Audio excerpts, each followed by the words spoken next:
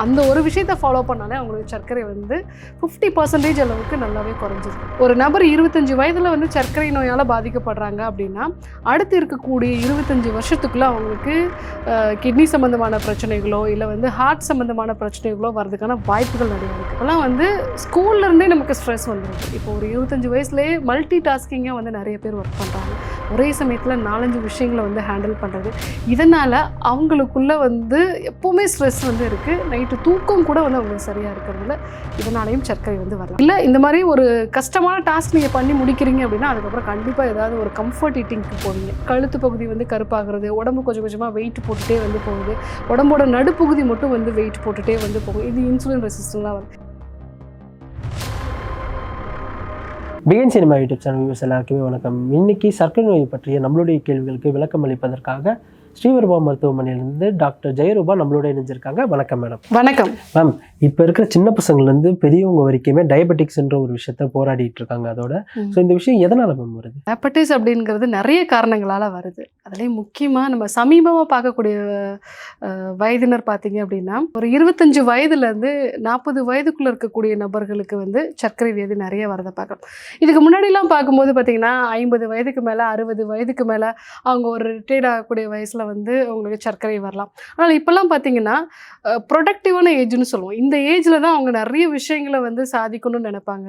அந்த 25 வயதுலேருந்து 40 வயதுக்குள்ளே இருக்கக்கூடிய நபர்கள் இவங்களுக்கு எல்லாமே இப்போ நிறைய சர்க்கரை வியாதி வர்றதை பார்க்குறோம். ஸோ இதனால் அந்த ப்ரொடக்டிவிட்டியும் வந்து கம்மியாகுது. ஒரு நபர் 25 வயதில் வந்து சர்க்கரை நோயால் பாதிக்கப்படுறாங்க அப்படின்னா அடுத்து இருக்கக்கூடிய 25 வருஷத்துக்குள்ளே அவங்களுக்கு கிட்னி சம்மந்தமான பிரச்சனைகளோ இல்லை வந்து ஹார்ட் சம்மந்தமான பிரச்சனைகளோ வர்றதுக்கான வாய்ப்புகள் நிறையா இருக்குது. ஸோ இப்போது யங்ஸ்டர்ஸை வந்து இந்த சர்க்கரை வியாதி நிறைய, அதுவும் டைப் 2 வகையான டயபெட்டிஸ். ஏன்னா டைப் 1 அப்படிங்கிறது குழந்தைகளுக்கே வந்து வரும், அது வந்து ஆட்டோ இம்யூன் டிசார்டர்.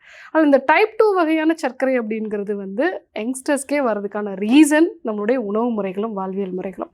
சித்த மருத்துவத்தில் என்ன சொல்லியிருப்பாங்க அப்படின்னா அதிகப்படியான பால், நெய், அதே மாதிரி இறைச்சி சார்ந்த உணவுகளை வந்து நம்ம பசி இல்லாமல் மிதமிஞ்சி சாப்பிடும் பொழுது நமக்கு இந்த அதாவது சர்க்கரை நோயை வந்து அவங்க மேக நோய்கள்னு சொல்லியிருப்பாங்க. அந்த மாதிரி நோய்களோடு சேர்ந்து தான் வந்து சர்க்கரை வர்றதுக்கான வாய்ப்புகள் இருக்குதுன்னு சொல்லியிருப்பாங்க. ஸோ சர்க்கரை நோயை பொறுத்த வரைக்கும் முக்கியமான விஷயம் நம்ம உணவுப் பொருட்கள் வந்து பசிக்காமல் சாப்பிட்றது, அதே மாதிரி அளவுக்கு அதிகமாக சாப்பிட்றது. சில சமயங்களில் நம்ம அந்தந்த காலத்துக்கு ஏற்ற மாதிரி உணவுகள் எடுத்துக்கணும். இப்போ வந்து அதிக ஹீட்டாக இருக்கக்கூடிய சமயங்களில் உடம்புக்கு ரொம்ப ஹீட்டை கொடுக்கக்கூடிய உணவுப் பொருட்கள் வந்து எடுத்துக்கக்கூடாது. அதே மாதிரி ரொம்ப மந்தமாக இருக்கக்கூடிய சமயத்தில் அதிகமாக வந்து எண்ணெயில் பொரிச்ச உணவுகள், இனிப்பு சம்மந்தமான பொருட்கள், இந்த மாதிரியான உணவுப் பொருட்கள் வந்து எடுத்துக்கூடாது. நம்மளுடைய பசி எவ்வளோ இருக்குது, நமக்கு செரிமான சக்தி எவ்வளோ இருக்குது, இதற்கேற்ற மாதிரி உணவுகள் வந்து எடுத்துக்கணும். ஸோ அதை நம்ம வந்து எடுத்துக்கிறதில்ல. ரெண்டாவது, இப்போலாம் வந்து ஸ்கூல்லேருந்தே நமக்கு ஸ்ட்ரெஸ் வந்துடுது. இப்போ ஒரு 25 வயசுலேயே மல்டி டாஸ்கிங்காக வந்து நிறைய பேர் ஒர்க் பண்ணுறாங்க. ஒரே சமயத்தில் 4-5 விஷயங்களை வந்து ஹேண்டில் பண்ணுறது. இதனால் அவங்களுக்குள்ளே வந்து எப்போவுமே ஸ்ட்ரெஸ் வந்து இருக்குது. நைட்டு தூக்கம் கூட வந்து அவங்களுக்கு சரியாக இருக்கிறதுல இதனாலையும் சர்க்கரை வந்து வரலாம். 3வது விஷயம், நம்ம உணவை சரியாக மென்று சாப்பிட்றதில்ல. இந்த ஒரு விஷயம் நிறைய பேருக்கு வந்து சர்க்கரையில் வந்து இப்போ சர்க்கரை நோயால் பாதிக்கப்படுறாங்க, நல்லா மென்று சாப்பிடுங்கன்னு சொல்லும். அந்த ஒரு விஷயத்தை ஃபாலோ பண்ணாலே அவங்களுக்கு சர்க்கரை வந்து 50% அளவுக்கு நல்லாவே குறைஞ்சிருது.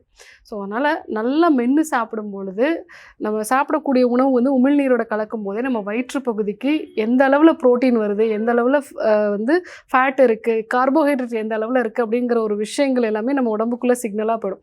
ஸோ நம்ம வாய்ப்பகுதியிலே வந்து கார்போஹைட்ரேட் செரிமானம் ஆகும், வயிற்றுப்பகுதியில் ப்ரோட்டீன் செரிமானமாகும், நம்ம முன் சிறுகுடல் போனால் தான் வந்து கொழுப்பை செரிமானமாகும். இந்த விஷயங்கள் எல்லாமே நம்ம நல்லா மென்று சாப்பிடும் போதே நம்ம உடம்புக்கு வந்து ப்ராப்பரான ஒரு சிக்னல் போயிடுறதுனால அது ரொம்ப நேரம் வயிற்றுலேயே தங்கி நமக்கு வந்து பிளட்டில் வந்து நிறைய சுகரை வந்து இன்க்ரீஸ் பண்ணுறதுக்கான வாய்ப்புகள் கம்மி. ஸோ அதனால் நல்லா மென்று சாப்பிட வேண்டியது அவசியம்.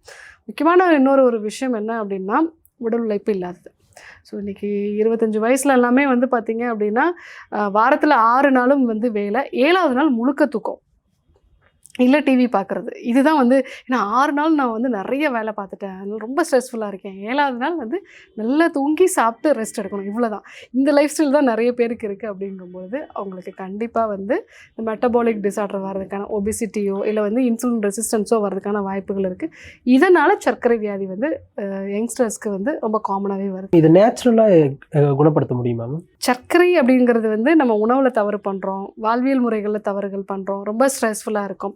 இது எதையுமே சரி செய்யாமல் வெறுமனே வந்து நான் மாத்திரைகள் மட்டும் சாப்பிட்டு சரி பண்ணணும் அப்படிங்கும்போது ஒரு மாத்திரையில் ஆரம்பித்து இன்சுலின் வரைக்கும் கொண்டு போகுது.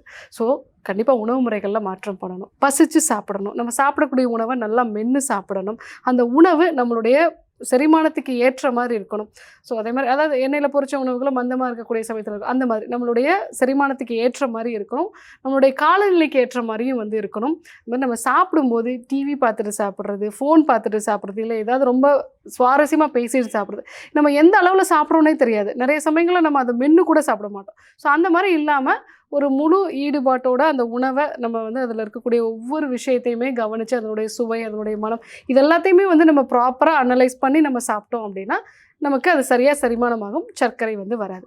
ரெண்டாவது, ரெகுலராக வந்து எக்ஸசைஸ் பண்ண வேண்டியது அவசியம். ஏன்னா இப்போ எல்லாருமே செடென்ட்ரி லைஃப்பில் தான் இருக்கும் அப்படின்னா கண்டிப்பாக டெய்லி ஒரு 45 மினிட்ஸ் வந்து நீங்கள் ஏதாவது ஒரு எக்ஸசைஸ் பண்ண வேண்டியது அவசியம். ஒரு வாக்கிங்கோ, ஜாகிங்கோ, இல்லை வந்து உங்களுக்கு ஏற்ற மாதிரி நீங்கள் ஏதாவது ஒரு ஃபிசிக்கல் ஆக்டிவிட்டி வந்து இன்வால்வ் பண்ணிக்கணும். ஸோ இது வந்து ரொம்ப ரொம்ப முக்கியம்.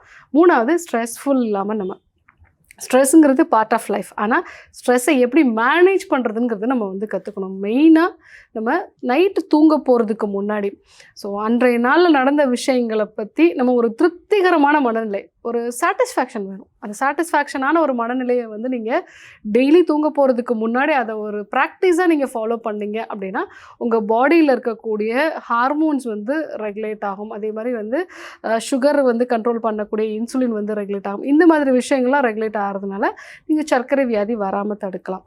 ஒருவேளை உங்களுக்கு மல்டி டாஸ்கிங் ஒர்க்லாம் இருக்குது அப்படின்னா உங்கள் டேயை பிளான்டாக வச்சுக்கிறது நல்லது.